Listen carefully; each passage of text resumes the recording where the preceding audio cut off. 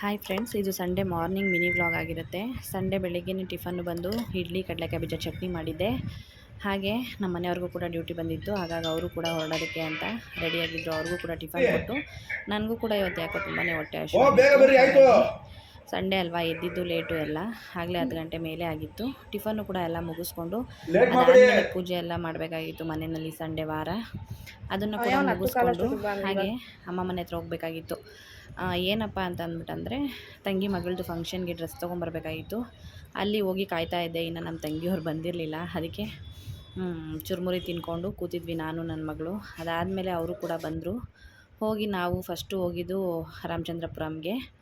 ಅಲ್ಲಿ ಎಲ್ಲ ಪೀಸ್ ಲೆಕ್ಕ ಬಟ್ಟೆ ಎಲ್ಲ ಸಿಗುತ್ತಲ್ಲ, ಅಲ್ಲಿ ನೋಡೋಣ ಅಂತ ಅಂದ್ಕೊಂಡು ಹೋದ್ವಿ. ಅಲ್ಲಿ ಎಲ್ಲ ನೋಡಿ ತಗೊಂಡು ಹಾಗೆ ಬರ್ತಾ ಜ್ಯೂಸೆಲ್ಲ ಕುಡ್ಕೊಂಡು ಮಾಡಿಕೊಂಡು ಮಕ್ಕಳು ಎಲ್ಲರೂ ಬಂದ್ವಿ. ಇದ್ರ ಫುಲ್ ವಿಡಿಯೋನ ಬಂದು ಯೂಟ್ಯೂಬಲ್ಲಿ ಹಾಕಿದ್ದೀನಿ, ಒಂದ್ಸರಿ ಚೆಕ್